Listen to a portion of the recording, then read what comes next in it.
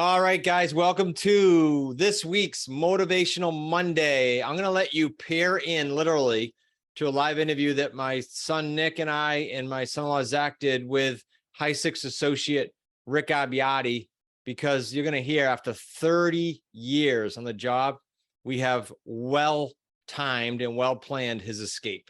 Good stuff. Enjoy. All right, Mr. Rick. So with that as an amazing background and bio, welcome to the show. Well, thanks for having me. For the first time. And Nick, welcome. Let me start it off, Rick, by a little backdrop for these guys besides your bio that I just gave them. We are the sort of the mode of the company here in the event that at this time airing would just be over, talking all about planning the escape, people leaving their W-2. You do well. You've been at this job for how many years? I actually don't know that answer. How many years have you been working at this present job? It's over 30. Over 30 years. Okay. And you did a deal recently, so I'll have Nick chime in on, or if he has a question on this. You did a deal recently that your Payday One was a little over $90,000. You don't have to disclose on to tens of thousands of listeners in 96 countries what you make, but I would think that that makes a good dent if you were doing that consistently. It makes a very good dent and quickly surpasses it. Yeah, so it was a cool conversation, Nick, for you to know. Rick and I were brainstorming last week, and I said, Rick, just literally, if you don't need that money, which he doesn't quote unquote need that money now, I said, stick it in an account, a reserve account. And when that builds up to $250,000 or whatever the number you're happy with, 125, whatever it is, then just plan your escape. Then you get a year of income. You don't have to stress, just go do deals. So that's kind of the brainstorm we had with Rick last weekend. Absolutely. That's definitely your security blanket, Rick, which I'm sure you're not going to need with all the deals and all the properties that you're getting under agreement that are ready to move, and that the great activity that you're getting on them already. Yep, it's surprising. It's just kind of ballooned. Well, it's surprising to you, not to us. So let's talk about that a little bit. So 30 years on the job, you joined us. How many? I want to put this in context for everybody. You joined the Wicked Smart community when? May of last year, 2021. Okay, so May of 21, you upgraded to High Six, which means you start working with me personally, which I just mentioned in the intro, but that date I didn't mention, which was like April of 22, actually. So about a year. It was April 22, yes. So Okay. It's just been a few months. Yeah, so it's been over a year total. So was there any, or are there any ahas or things that when you joined, you had no clue about? Like whether it's working with Nick or working with everybody or a call you have with people, I don't know, like what are some ahas or, wow, I didn't know that this would happen. Anything come to mind? I know I didn't prep you with any of this, but. Well, when I first joined, it was QLS, the 90-day jumpstart. Okay, that was your entry. Yep, right. It's because of prior things that I've taken part in and whatnot. So I just wanted to get a feel for, will this work? And of course, then I'm tied up with Steve Murnick and Brian and you and Zach. And it was pretty quickly that I just upgraded to associate. So Rick, let me ask you now, if I can interject, do you think this works? No question. I continue. I'm sorry. So, yeah. So you hooked up with the coaches and you got a taste. And I got a taste of it, and I realized, I'm going to jump in with both feet. And, once I upgraded, I remember I was in Texas on vacation, and you called me and asked me if I wanted to upgrade to High Six, and, who's going to pass that up. So I took that on, and immediately it was the nightly accountability. It was just such a change. So I think one of the other takeaways was the coaching and tying into the community, and it was the accountability. But once I started structuring deals, starting with Steve Murnick and you, it just totally changed things. I mean, the learning curve was just amazing. And I will say, from the beginning, I started off with, I'm going to make 5-10 calls. And I thought that was a big deal. I look back and laugh. And of course, I got on a strategy call with Brian O'Neill, and he said, Rick, try to pick it up above 10. Well, quickly I realized, well, 10's not so bad. Then I became 20. And it kind of just took off from that. From taking Brian's advice, listening to the live seller calls and listening to your calls and Zach's calls, I started putting that in my scripts and everything just changed. Okay, for a little positioning, then I'll let Zach and Nick jump in here. For the Wicked Smart listener, when you say listen to seller calls, there's some people that are brand new to the show, right? So, and they'll see this on YouTube. So seller calls are in our core QLS home study course. They're in there. And all the associates say what Rick just said. They just listen to those over and over and over ad nauseum, so they know what to say. It's like when you know a song because you'll listen to it over and over again. Well, that's how they do the scripts. And then there's, of course, more when you get into the seller call program. So I just want to make sure that everybody understood what that was. So Zach, I know you just jumped in. I don't know if you have any questions about, what came to mind was office visit for me when Rick was just talking, because that was pivotal, I think. Yeah, the first thing I thought of was the momentum in which Rick had as soon as he left the office visit. And maybe you guys already covered this, but the strategy session associated with the office visit has been a huge momentum boost for every associate that I've seen come through our office visit. So, Rick, maybe we can talk about how that office visit was for you and why you believe that it built so much momentum for you. Because then you go ahead and you get a $93,000 check, like, I don't know, 30 days later. So I'm just curious on your perspective on that.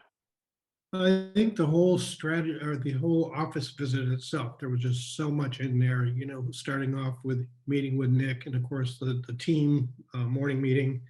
And I was at the point where I was going to start getting buyers. And of course I was working with Nick on that. We spent most of an afternoon doing that, and that was just a game changer right there. But like you mentioned, the strategy session was amazing. I did not realize it was just some tweaks that totally change everything. Yeah. So Zach, can you talk about who gets the office visit again? Just so Wicked Smart listener hearing and go, what the heck? What office visit? Like, who gets that and what do we do at it? Yeah, it's good that we bring some clarity because we're talking here like everybody knows the heck what we're talking about. So an office visit is for all the associates. The Rick happens to be part of the high six, so we fly him out. He drove down because he's New Hampshire, 2 states away from us. And it's a 2-day visit. 1 day is fully in the office, and then there's about another half a day in the office as well, and then typically on the road.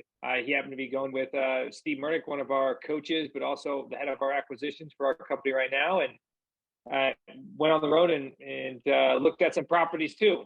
But specifically for the strategy session, I remember it vividly because Rick, I think it was 3% was the difference.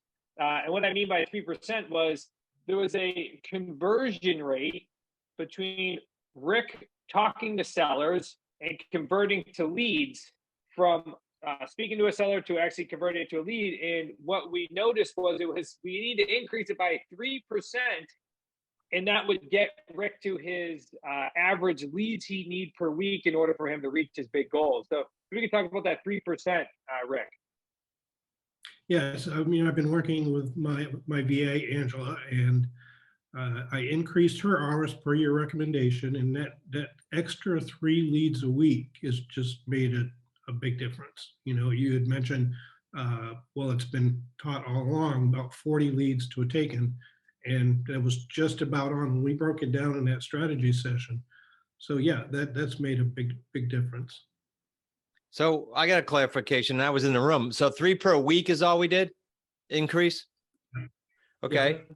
So 12 a month. So after about 3 months ish, 3 or 4 months, it's an extra taken. So it's 3 or 4 takens a year, maybe an extra sale or 2 or 3 per year. And we average 75 grand. Your last deal is going to be 100 grand, but I'm being conservative for the listener. So just by that 3 tweak that Zach did on the whiteboard, you're talking anywhere from maybe $150,000 to $300,000 difference in a year. And most people, and I'm not watering that down anyway, but most people don't make that, right? Who are listening right now in a year. You're talking about extra into 2023. I love it. So takens, just so everybody that's listening, taken as a property under agreement. That could be a lease option, owner financing, or sub two, just to clarify that. And I wanted to jump to Nick because Nick's in the middle of drinking some water, so I wanted to ensure that now is the time asking the question. I wanted to have Nick maybe speak about how we just recently worked with Rick to help Rick acquire his first sold, which means that he sold to a tenant buyer and collected a $93,000 check. So I want to know if there was some magic in there, Nick, or if you were sprinkling some fairy dust over Rick in order to help him get that large check. Yeah, so when Rick came into my office, I have a cape that I give to every one of the associates that's an office visit. And no, I'm just kidding. No, just our standard process, our regular process. And then we wanted to make sure that we got the property launched correctly. And it was perfect timing because when Rick was on his way here, I think, and Rick, you can correct me if I have the timing off a little bit, but when you were on your way here, we got word that you had a property under agreement. So then when you were with me, we got to launch it correctly. And when I say correctly, there are a few key things that we have to make sure in the ad to make sure that we're attracting the best buyers, the most deserving buyers with a good down payment. And those are things that we went over in the office visit. We get it launched properly. And then because we did get it launched properly, what happened was we were able to attract that buyer, that deserving buyer. It was a couple with a good down payment. They owned a business and they just needed 2 years of seasoning. So that's exactly the type buyer that we're usually looking for. No fairy dust. He didn't wear a cape and go in my closet or anything like that. We just took him right. We took him right through the same process that we like to put all of our associates through and get it launched properly, and then ensure that he was bringing those buyers through the same repeatable process, rinse and repeat process that we bring all of our buyers through, our rental home buyers, to ensure that they are setting themselves up for success. And that means increasing their likelihood that they're going to be able to get their own loan and be successful in our program. I got a question, guys. So I have two questions, Rick, as Nick and Zach were hitting you with that. One is, you were with us since they just heard spring of 21 and then high six, spring of 22. But prior to that, had you taken any real estate courses whatsoever? Because this is a big thing for the listeners. Yeah, I'm going to date myself a little bit here. Carlton Sheets was the first. I took it. Back in so yeah, I did Carlton Sheets. I did do another program. I won't mention names because they're very good. There's nothing, it just didn't fit. It was more geared towards flipping and wholesaling, which when you're working full time is a really tough thing to do. And there's a lot of competition in wholesaling and a lot of expense. And it's just very thin margins. It's just like having another job. And that's what made this program so attractive to me. Okay, cool. Because I think that the people trying to escape their job want to hear that. I never heard someone say with a full-time job, I couldn't do such and such. That's cool. Second, with a full-time job, it was another job. Yeah, because you're spinning. Right. Well, Nick, good point. Because you're spinning wheels instead of creating 3 paydays that then pay you. Rick, we should put that in context. Rick got 93,000 payday 1, but now he's collecting monthly payday 2s, and someday he'll cash that out somewhere between 24 and 60 months for a payday 3. That's just one deal. So yeah, he's not spinning plates. Rick, I guess the other thing I want to draw attention to is your goal. You told me last weekend, you can clarify the date, but is to plan to actually make your escape from your W-2. And that's going to be sometime in 23, I think, was your goal. 2023, mid 2023 is my goal. Okay. That's only 2 years from starting, but I say only for the wicked smart listener, because I can name a slew of them. Mike McCready's, Russell Ham after 23. Like, there's a slew of people in our community that we just hung out with at the event that planned their escape and did it, and around the 9 to 36 month range. So you're right in there. Yeah, And, and one thing I'll and Carlton clarify. Sheets. Go ahead, Rick. Go ahead. I was just One curious thing- when Carlton Sheets was, because I mean, I've heard of it, but I don't actually know the dates. I know you 90s for were me. dating yourself. This is '90s for me. Yeah. 90s. All right, back to you.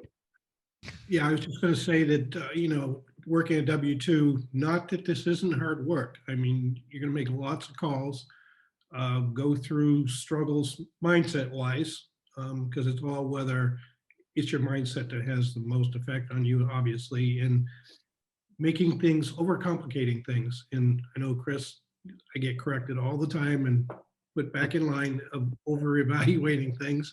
And many times Nick has said, no, Rick, listen to me. This is the way you want to do it. And you follow it and it does work.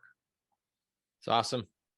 I keep saying the wicked smart listener, but how about what would you say, Rick, to the tens of thousands of listeners right now, why they should take a peek at creative real estate, which is all we do day in, day out? Why should they look at it? Aside from you can do it with your full-time job, which you already planted.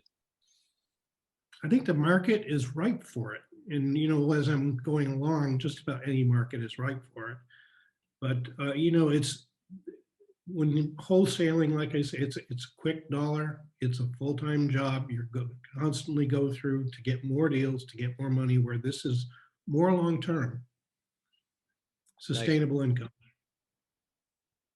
I thought of something here, Rick, because you said that you went through all these other programs before, but you have a completely different look on it than some of the people I've spoken to on some of our strategy calls where we talk about where somebody currently is and where they want to be.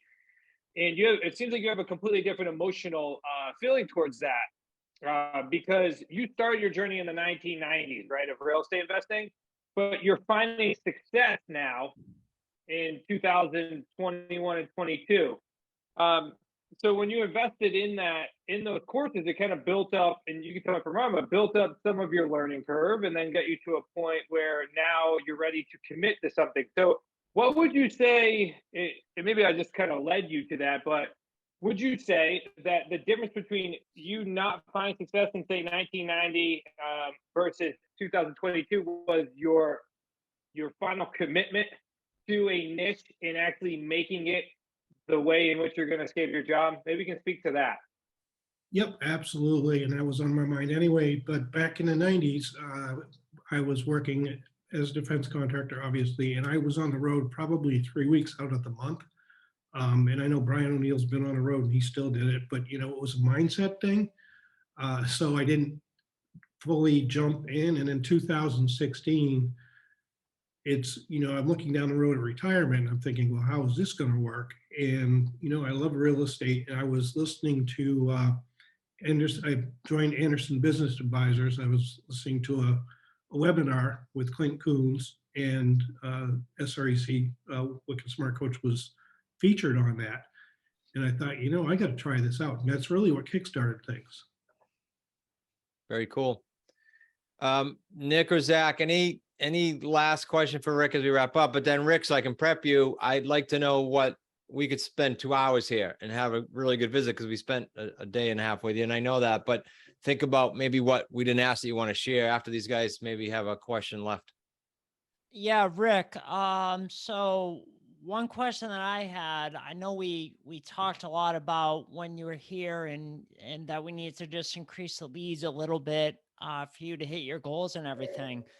But as far as going into it completely green and not having a real estate background for the most part, even though you invested in the Carlton Sheets course, what was the biggest misconception that you had when it came to finding a buyer and the marketing the property, that once you were in the trenches with us doing it, you realized, oh, that's not how it works? I would say, as far as finding a buyer, that's one piece. I went through the whole QLS and I kind of put that on the shelf, if you will, because let's get something under contract first. And then, of course, once I did that, then at night I was going through the reviewing the QLS material just as everybody should be. And that's when I was connected with you, and you know, not that I haven't been connected with you anyway, but in any office visit, it was just perfect timing. So, and I realized that, you know, if you follow the path that's laid out for everybody, it makes it so much easier to understand it. We've mentioned, I think all of us in one shape, form, or fashion have mentioned the QLS home study course. So I want to give the Wicked Smart listeners a link for literally 33% off, because it's not a course. Rick he just said, I went through it all, but then I came back when I needed that module, basically is what he said. So it's a resource center. It's not a course, did it, I'm all set. Like I've had people say, yeah, but I think I know creative real estate, I don't need the course. No, it's a resource center. It's forms, it's everything. Go to smartrealestatecoach.com/podcast 997. You'll get literally 33% off just because Rick mentioned it a few times. Zach, any last minute thoughts? And then Rick, after that, any last minute thoughts of maybe what we didn't ask that you might want to share with the listeners? Yeah, I don't have a question, just more of a comment, because really most people ask, especially before they join the community, hey, what does, you know, what would determine my success, or how do I become most successful in this creative financing niche? And Rick is a prime example of success in the creative financing niche, because he does exactly what we tell him to do.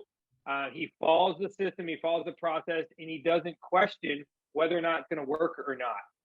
Commitment, that's why I asked him that question about commitment, because the number one determination, at least in my mind, is that the commitment to the system, commitment to the business is what's going to determine their success. Because Rick could have easily given up during the first 12 months, but then he never would have saw that $93,000 check, and now starting to see deal flow come in and very consistently to start hitting his goal for retirement. So Rick is one of those people that you want to surround yourself with, because he's found the secret. The secret is the commitment to the process. Rick, any last thoughts? Yeah, I think I'm right off of that, Zach, because the commitment, yes, I'm working with Steve Murnick from the beginning, and then you when I upgraded to immersion, and all the whole team. Is just, if you tie into the coaches, it works if you follow the system and don't deviate from it. You know, in the past with other programs, it was, okay, what do I do? And then you were pretty much on your own to run with it and then ask questions if you needed to.